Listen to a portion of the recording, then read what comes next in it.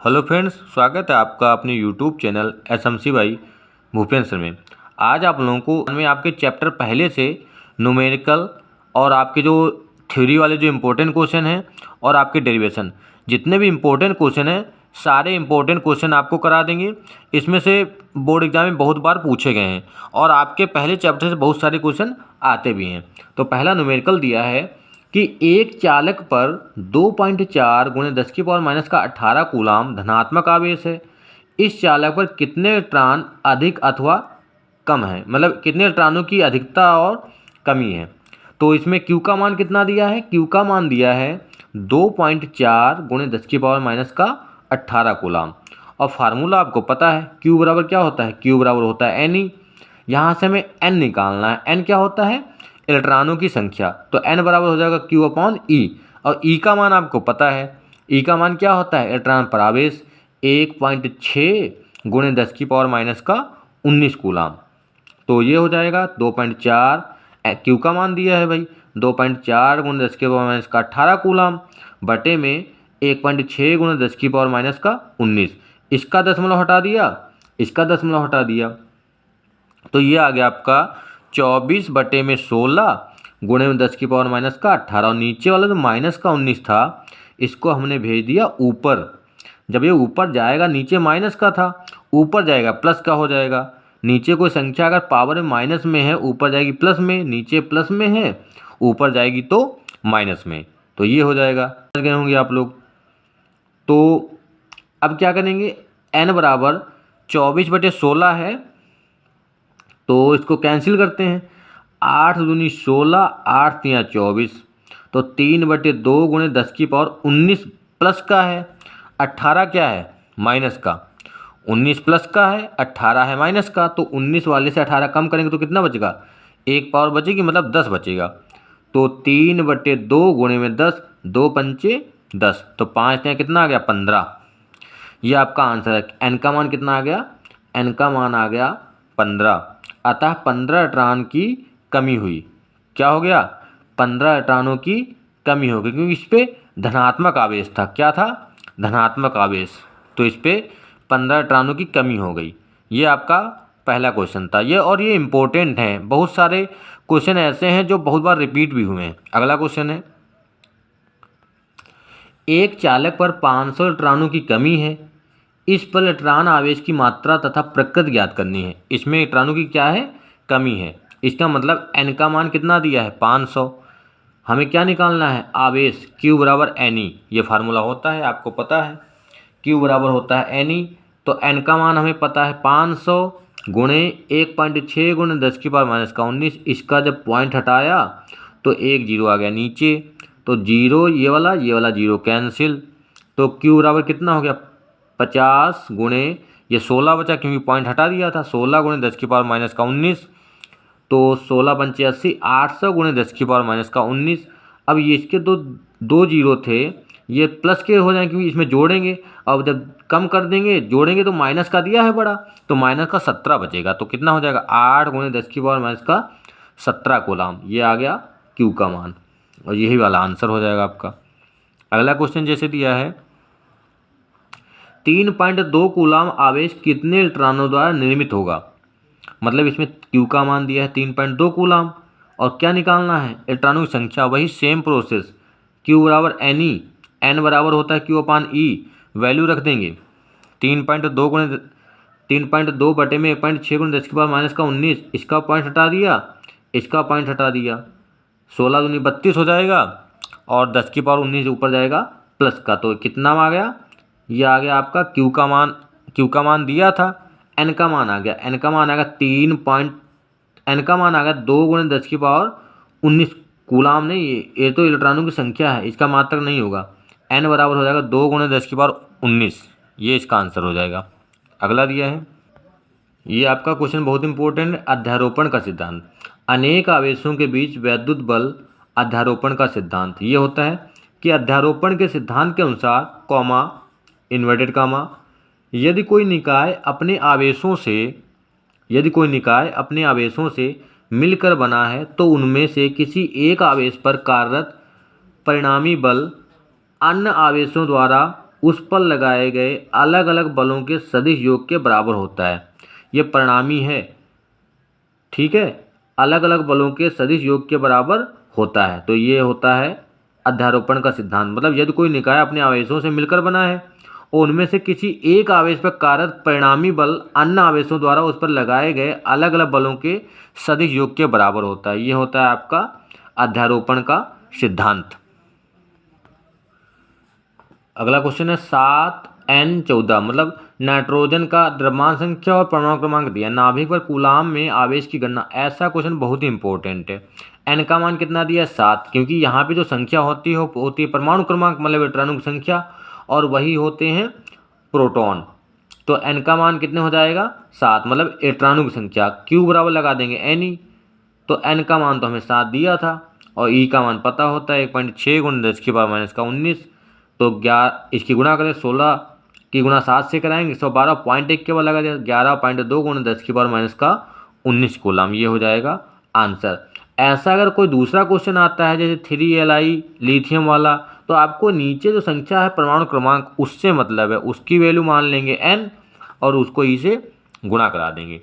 अगला क्वेश्चन है, यदि शुद्ध जल का परावैद्युतांक 81 हो तो इसकी निरपेक्ष वैद्युतशीलता कितनी होगी। मतलब जो शुद्ध जल का परावैद्युतांक है, मतलब के का मान 81 दिया है, तो हमें इसकी निरपेक्ष वैद्युतशीलता निकालनी है। अपसैलिन बराबर होता है अपसैलिन नॉट के। निरपेक्ष वैद्युतशीलता निकालने मतलब अपसैलिन निकालना है, और अपसैलिन 0 का मान हमें पता होता है। अपसैलिन 0 का मान तो आपको पता होता है कि 8.85 × 10⁻⁻12 कूलाम स्क्वायर पर newton into meter square. Value रख देंगे, ये फार्मूला लगा देंगे अपसैलिन बराबर अपसैलिन नॉट के। तो के की वैल्यू 81 दी है, इसकी वैल्यू इतनी दी है, सॉल्व कर लेंगे, ये आपका आंसर आ जाएगा। अगला क्वेश्चन है वैद्युत बल रेखाओं के गुण। ये बहुत बार क्वेश्चन पूछा गया, बहुत ही इंपॉर्टेंट है। आपको जो मोस्ट इंपॉर्टेंट क्वेश्चन है वही आपको सॉल्व करा रहे हैं, और इतना आप तैयार कर लेंगे तो आपके पहला चैप्टर तैयार हो जाएगा और इसमें से क्वेश्चन आ सकते हैं। वैद्युत बल रेखाओं के गुण, आपसे क्वेश्चन पूछ लेगा वैद्युत बल रेखाओं के 5 गुण लिखिए या इनकी विशेषताएं लिखिए, तो गुण या विशेषताएं आपकी आती हैं तो आपको यही वाला लिखना है कि वैद्युत बल रेखाओं में निम्नलिखित गुण पाए जाते हैं। नंबर 1 दिया है कि वैद्युत बल रेखाएं धनावेश से प्रारंभ होकर ऋणावेश पर समाप्त होती हैं। पहला गुण क्या है, विशेषता क्या है कि वैद्युत बल रेखाएं जो हैं वो धन आवेश से मतलब प्लस की ओर से चलकर पॉजिटिव की तरफ से चलकर निगेटिव की तरफ जाते हैं, मतलब ऋणावेश की तरफ जाती हैं, माइनस की तरफ जाती हैं। दूसरा है कि वैद्युत बल रेखाएं खुला वक्र बनाती हैं। वक्र का मतलब कर्व, ठीक है। वैद्युत बल रेखाएं जो होती हैं वो खुला वक्र बनाती हैं। तीसरा है कि वैद्युत बल रेखाएं कभी भी एक दूसरे को नहीं काटती हैं। बहुत इंपॉर्टेंट है कि वैद्युत बल रेखाएं कभी भी एक दूसरे को नहीं काटती हैं। चौथा पॉइंट दिया है वैद्युत बल रेखा के किसी बिंदु पर खींची गई स्पर्श रेखा उस बिंदु पर वैद्युत क्षेत्र की दिशा को व्यक्त करती है। क्या करती है, वैद्युत बल रेखा के किसी बिंदु पर खींची गई स्पर्श रेखा उस बिंदु पर वैद्युत क्षेत्र की दिशा को स्पर्श करती है, व्यक्त करती है। अगला है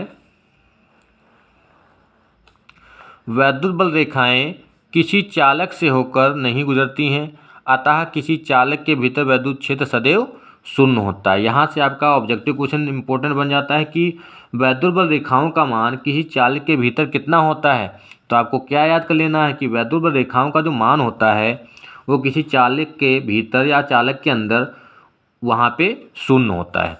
छठा नंबर है कि वैद्युत बल रेखाएं किसी भी चालक के पृष्ठ से अभिलंबवत उत्पन्न होती हैं और अभिलंबवत ही समाप्त होती हैं। मतलब जो चालक है, चालक के वैद्युत बल रेखाएं जो हैं वो चालक के अभिलंबवत प्रारंभ भी होती हैं और अभिलंबवत समाप्त भी होती हैं। तो ये इनका गुण होता है। सातवां नंबर है कि वैद्युत बल रेखाएं किसी खींची हुई लचकदार तार या डोरी, यहाँ पे होगा लचकदार तार या डोरी की भांति लंबाई में सिकुड़ने की प्रवृत्ति रखती हैं। इसी कारण विजातीय आवेश एक दूसरे को आकर्षित करते हैं। मतलब वैद्युत बल रेखाएं जो हैं वो किसी खींची हुई लचकदार डोरी की भांति लंबाई में सिकुड़ने की प्रवृत्ति रखती हैं और इसी कारण विजातीय आवेश एक दूसरे को आकर्षित करते हैं। फिर आपका आ जाता है वैद्युत क्षेत्र की तीव्रता, इलेक्ट्रिक फील्ड इंटेंसिटी। मतलब वैद्युत क्षेत्र की किसी बिंदु पर रखे परीक्षण आवेश के प्रति एकांक आवेश पर कार्यरत वैद्युत बल को उस बिंदु पर वैद्युत क्षेत्र की तीव्रता कहते हैं। इसे ई से प्रदर्शित करते हैं। तो ई वेक्टर बराबर F upon Q not, F vector upon Q not. E not क्या होता है कि एफ जो होता है उसके परीक्षण आवेश जो रखा होता है उस पर कार्यरत जो बल होता है, तो F not F vector upon Q not. इसका मात्रक क्या होता है? मात्रक होता है न्यूटन प्रति कूलाम। इसका मात्रक क्या होता है? न्यूटन प्रति कूलाम। और इसकी विमा, यह एक सदिश राशि है और इसकी विमा क्या होती है? इसकी विमा निकाल लेंगे। बल की विमा होती है M L T minus two, इसकी ए टी क्यों होती है? क्योंकि क्यू बराबर होता है आई टी। क्यू बराबर क्या होता है? क्यू बराबर होता है आई टी, और आई की विमा होती है ए और टी की विमा होती है टी। आवेश गुणे धारा होता है, यहाँ से इसकी विमा निकल जाती है। तो ये भी इंपॉर्टेंट है, परिभाषा आपसे पूछ सकता है कि विद्युत क्षेत्र की तीव्रता किसे कहते हैं। इसका सूत्र भी आपको याद कर लेना है। एक अल्फा कण 15 × 10⁴ न्यूटन प्रति कूलाम के वैद्युत क्षेत्र में स्थित है। उस पर लगे वैद्युत बल की गणना करनी है। मतलब अल्फा कण पर आवेश कितना दिया है? अल्फा कण पर आवेश दिया है 3.2 × 10⁻⁻⁻19 कूलाम। वैद्युत क्षेत्र की तीव्रता कितनी है? वैद्युत क्षेत्र की तीव्रता है ई बराबर 15 × 10⁴ कितना है? 15 × 10⁴ न्यूटन प्रति कूलाम। तो हमें वैद्युत बल निकालना है। तो अभी आपने फार्मूला पढ़ा था कि वैद्युत क्षेत्र की तीव्रता का सूत्र क्या होता है? ई बराबर एफ बटे क्यू। क्यू नॉट हमने यहाँ पे क्यू मान लिया, यहाँ से एफ निकालना है तो इसका मान रख दिया 15 × 10⁴ ई का मान। एफ निकालना है बटे में 3.2 × 10⁻⁻19। अब यहाँ पे 3.2 कैसे आया? क्योंकि अल्फा कण पर जो आवेश होता है वो 3.2 × 10⁻⁻19 कूलाम होता है। अब इसको सॉल्व कर लेंगे। तो सॉल्व करेंगे तो एफ बराबर 3 गुणा कराएंगे तो 15 और गुणे 3.2, इसकी गुणा कराएंगे 480 तो 48.0 10⁻⁻15 तो 4.8 × 10⁻⁻14 न्यूटन हो जाएगा। इसका आंसर क्या हो जाएगा? 4.8 × 10⁻⁻14 न्यूटन। हाइड्रोजन के नाभिक के कारण 1 एंगस्ट्रॉम की दूरी पर वैद्युत क्षेत्र की तीव्रता ज्ञात करनी है। मतलब हाइड्रोजन का नाभिक है, उसमें 1 एंगस्ट्रॉम, आर का मान कितना दिया है? 1 एंगस्ट्रॉम, और 1 एंगस्ट्रॉम बराबर होता है 1 × 10⁻10 मीटर। तो वैद्युत क्षेत्र की तीव्रता निकालनी है। ये सूत्र लग जाएगा ई बराबर 1/4πε0 Q/r²। तो ये हो जाएगा, इसकी वैल्यू रख दिए और Q का मान रख दिया। इसकी वैल्यू आपको पता है, Q का मान रख दिया। कितना है Q का मान? 1.6 × 10⁻⁻19। क्यों?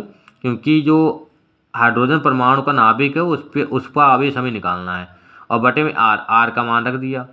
आर का मान कितना है? 1 × 10⁻10। इसको जब सॉल्व करेंगे तो आपका आ जाएगा 1.44 × 10⁻11 न्यूटन प्रति कूलाम। देख सकते हैं आप लोग, इसको सॉल्व आसानी से कर लेंगे। अगला क्वेश्चन है, किसी वैद्युत क्षेत्र में 5 माइक्रोकूलाम आवेश पर 1 मिली न्यूटन बल कार्य करता है। आवेश की स्थिति वैद्युत क्षेत्र की तीव्रता का परिमाण कितना होगा? तो क्यू का मान कितना दिया है? 5 माइक्रोकूलाम। तो माइक्रोकूलाम को चेंज कर लेंगे। 5 माइक्रो का मतलब 10⁻⁻6 मिली न्यूटन 10⁻⁻3 न्यूटन। वही ई निकालना है। ई बराबर एफ बटे क्यू, फार्मूला लगा देंगे 1 × 10⁻3 बटे में 5 × 10⁻6 एफ का मान और क्यू का मान। सॉल्व कर लेंगे, सिंपल सा है। तो इसका मान आ जाएगा 2 × 10⁻2। कितना आएगा? 2 × 10⁻2 न्यूटन प्रति कूलाम। इसको आप सॉल्व करके देखें। आप अपने तरीके से भी सॉल्व कर सकते हैं। आपको फार्मूला पता हो, वैल्यू पता हो, उसमें वैल्यू रखेंगे तो आप किसी प्रकार से भी सॉल्व कर सकते हैं। अगला दिया है 5 × 10⁻⁻8 कूलाम बिंदु आवेश से कितनी दूरी पर वैद्युत क्षेत्र की तीव्रता 450 वोल्ट प्रति मीटर होगी। ये इंपॉर्टेंट क्वेश्चन है। क्यू का मान कितना दिया है? क्यू का मान दिया है 5 × 10⁻8 कूलाम और आर का मान निकालना है और ई का मान भी दे दिया है इसमें 450 वोल्ट प्रति मीटर। न्यूटन प्रति कूलाम भी होता है, वोल्ट प्रति मीटर भी होता है मात्रक। तो सूत्र ये वाला लगा देंगे, ई बराबर 1/4πε0 Q/r²। वैल्यू रखेंगे तो ई का मान तो 450 है, इसका मान 9 गुणे 10 की पावर 9, क्यू का मान 5 गुणे 10 की पावर माइनस का 8, आर स्क्वायर निकालना, आर स्क्वायर को क्रॉस कर लेंगे, यहाँ पे पक्षांतर कर लेंगे, जब तिरछी गुणा करेंगे तो आर स्क्वायर ये सब चला गया नीचे, 9 से 45 ये भी हो गया, गुणे 10 की पावर माइनस का 1, क्योंकि 9 से 8 घटाएंगे तो माइनस का 1 बचेगा। अब वो वाला माइनस का 1 आ जाएगा नीचे, तो वो वाला -1 ये प्लस का बचेगा, ये प्लस का 1 है, तो प्लस का 1 का मतलब यहाँ पे 0 बचा, तो ये वाला 10 और 10 कैंसिल, 45 45 कैंसिल, तो आर का मान कितना बचेगा, आर स्क्वायर का मान 1, आर का मान √1 और आर का मान आ जाएगा 1 मीटर, आर का मान कितना आ जाएगा 1 मीटर, ये वाला आंसर हो जाएगा आपका। अगला है, एक इलेक्ट्रॉन तथा एक प्रोटॉन के बीच की दूरी 0.53 एंगस्ट्रॉम है, इस निकाय का वैद्युत विद्युत आघूर्ण ज्ञात करना है। मतलब 2L का मान हमें दे रखा है 0.53 एंगस्ट्रॉम, तो इसको सॉल्व कर लेंगे जब, तो 0.53 गुणे 10 की पावर माइनस का 10 मीटर, Q का मान दे रखा है P बराबर Q इंटू 2L, मतलब P का फार्मूला होता है P बराबर होता है 2QL, और यहाँ पे Q को अलग कर लेंगे 2L, क्योंकि पूरी दूरी कितनी होती है, अल्प दूरी 2L होती है।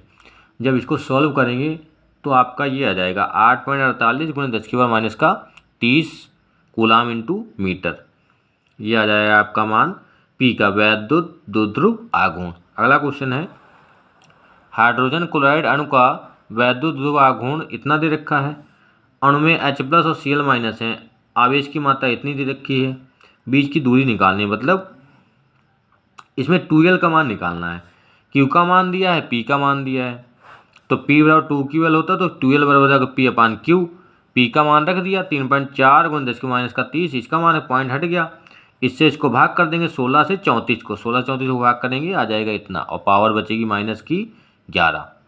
ऐसे भी लगा सकते हैं आप 2L का मान, L नहीं निकालेंगे, 2 अगर बटे में कर दें तो आपका सवाल गलत हो जाएगा, क्योंकि आवेशों के मध्य दूरी जो होती है अल्प दूरी वो 2L होती है। 2 न्यूटन प्रति कूलाम के वैद्युत क्षेत्र में 30 अंश के कोण पर 1 कूलाम इंटू मीटर का आघूर्ण का वैद्युत द्विध्रुव पर रखा है, द्विध्रुव पर लगने वाले बलयुग्म की गणना करें। मतलब थीटा का मान कितना दिया 30 अंश, पी का मान दिया है 1 कूलाम इंटू मीटर, और ई का मान दिया है 2 न्यूटन प्रति कूलाम।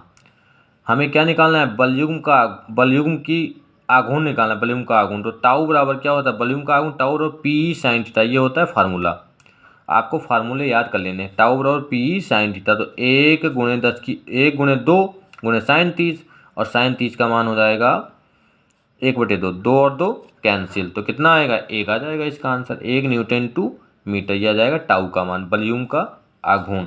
अगला क्वेश्चन है,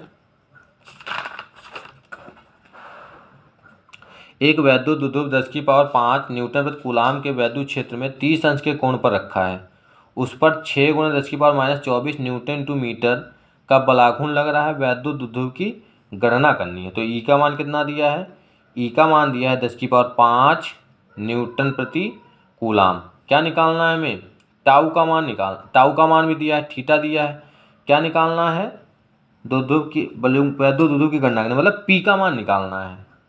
पहले तो हम क्या करेंगे, टाउ का मान फार्मूला लगा देंगे, टाउ और पी साइन थीटा, यहाँ से हमें क्या निकालना है, पी, सबकी वैल्यू रख देंगे, 6 गुणे 10 की माइनस 24 पी, तो पी बराबर हो जाएगा, इसको बटे में भेज देंगे और पी को सॉल्व कर लेंगे, पी का मान आ जाएगा 1.2 गुणे 10 की पावर माइनस का